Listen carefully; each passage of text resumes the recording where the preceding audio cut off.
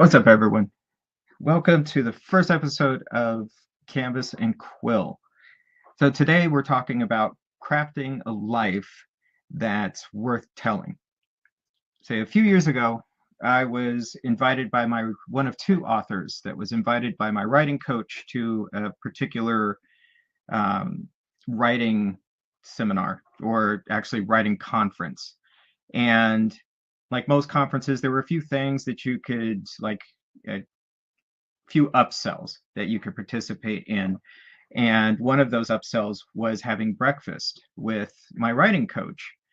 So naturally, the other author and myself, we were invited to this breakfast. And during that time, any of the authors that had paid for this could ask any questions they have during the actual breakfast.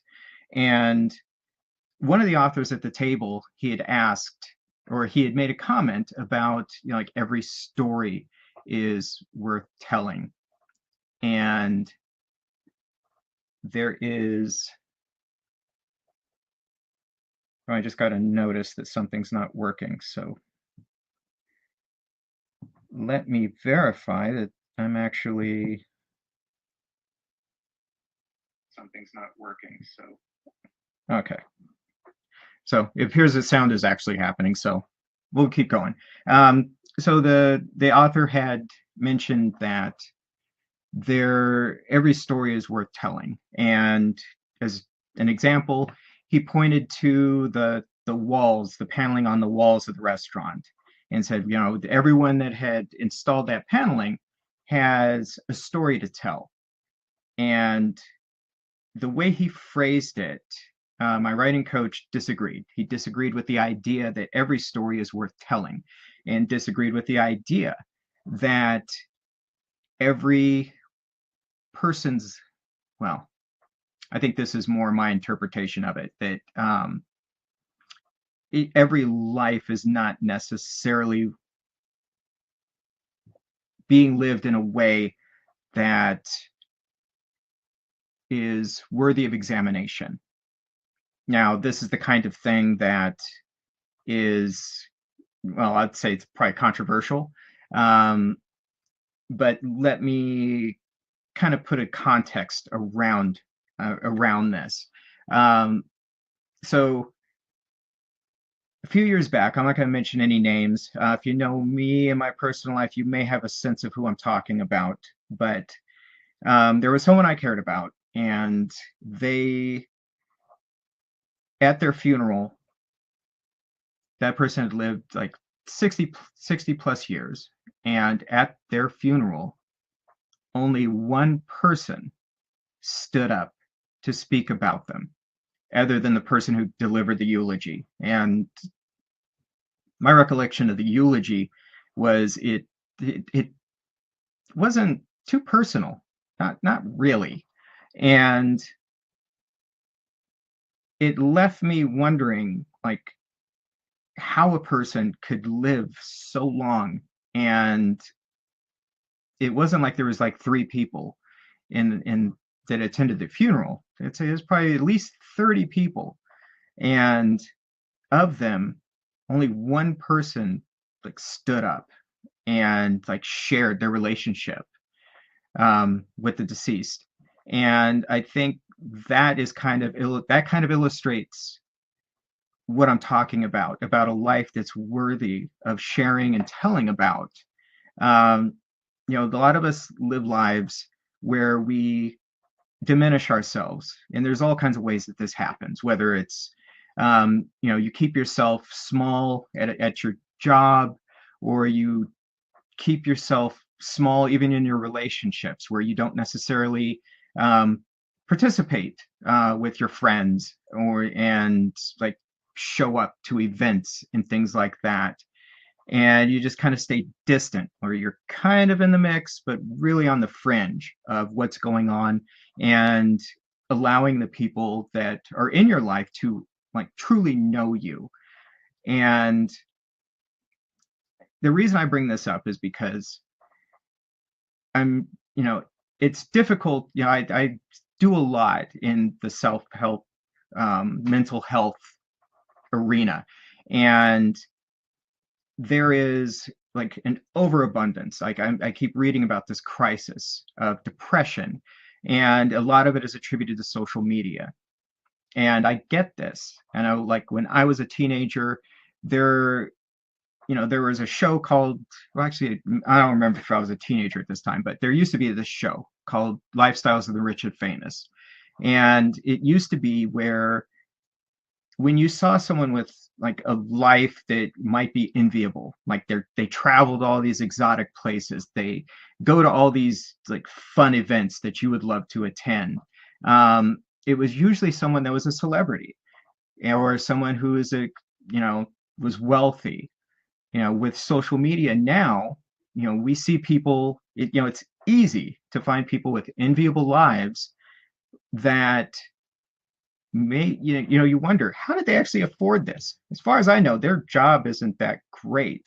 And yet they're in Italy this month and they're some other country the next month, or they are invited to all these great parties. And it's like, how does this work? And I think these highlight reels that we see is contributing to people's depression and feeling like, well, maybe their life doesn't matter or that they just can't have these things.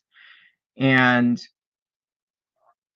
I really, the whole idea behind this particular live is how can we make our lives worth sharing, worth talking about? And for me, it always comes down to our own purpose, our own values. Like we have to find that thing within ourselves and stop shrinking it down. Stop shrinking the part that makes us unique and allow the world to see our personal genius, even if it's scary, even if we're not sure where to begin. Like the whole idea of me even doing these lives. I decided to do this before I even really knew what I wanted to do. It was a way of me stop it, putting a stop to the playing small, to shrinking myself, and trying to be an example of this thing that I'm talking about, this idea of not waiting until we have everything perfect and everything figured out, just like commit and just go do this thing. And I have to look at my notes because I am part of this process was not figuring everything out. So there's a certain level of improv going on here. So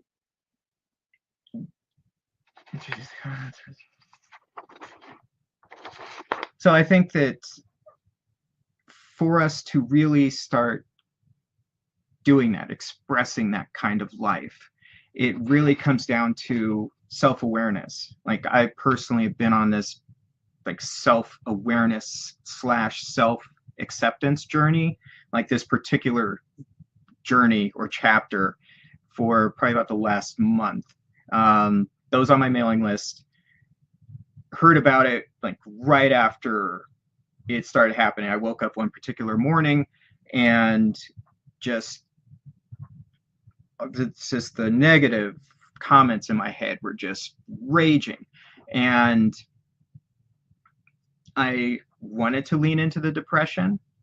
I wanted to just not do anything that day. I wanted to just sulk and just feel what I was feeling and just be defeated.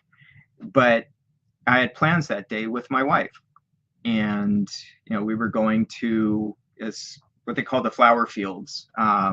It's a working flower farm, and I knew that if I were to just succumb to everything I was feeling, then not only am I screwing up my day, but now I'm screwing up her day. And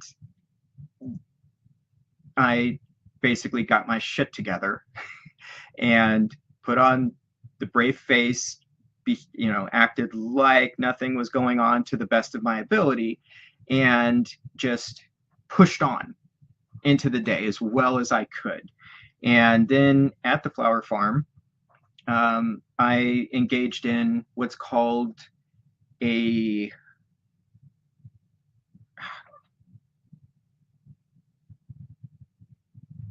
positive portfolio. One of those things, like I know the term up until the time I decided to bring it up and alive. Uh, and what that is, when we got to the flower farm, there was a certain section that was just of sunflowers, and I decided to, my wife had her phone out, she was taking pictures of things, so I decided, I'm going to do that too, and I'm going to do this using positive portfolio. And the idea of that is you take pictures of things that represent the feelings that you are trying to engage with. So while you're actually taking the photos, you are engaging with that feeling. And then you have those full photos after the fact so that you can go back to this quote unquote portfolio and re-engage with these images that are associated with this feeling. So for me, that feeling was one of resilience. And I took particular image, photos of particular sunflowers that in some way, shape, or form represented, in some cases, what I was actually feeling, but in other cases, what I was trying to feel, and created this collection that I'll be releasing in a few weeks, but this collection of images that actually kind of tells the story of my emotional journey that day, from feeling defeated towards feeling something like I can do this, and everything isn't as bad as I'm making it out to seem. And I believe that even these types of journeys, these are the things that help us have a story to tell. In the sharing of it, in being vulnerable and expressing these things out into the world, it gives other people like something to attach to, because most people have had some similar experience, and to some degree or another, and it helps build relationships, helps build a little bit more closeness with the people in our lives. And I think there's actually a piece that I pulled out that was from a previous positive portfolio that I did. And so this one is called Summer of '69, and is representative of my relationship with music, which has been tumultuous at best, and is one of the purest examples for me of failing, of putting everything I had into something. Before, when I took up guitar, that was like the first instance in my life where I felt that I actually have a potential future other than just going to jail or dying. And I'm not going to get into all the abuse and all that stuff right now. That's going to leave that there. But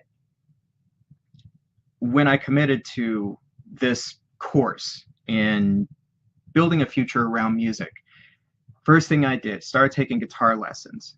I put in between 3 and 5 hours a day practicing.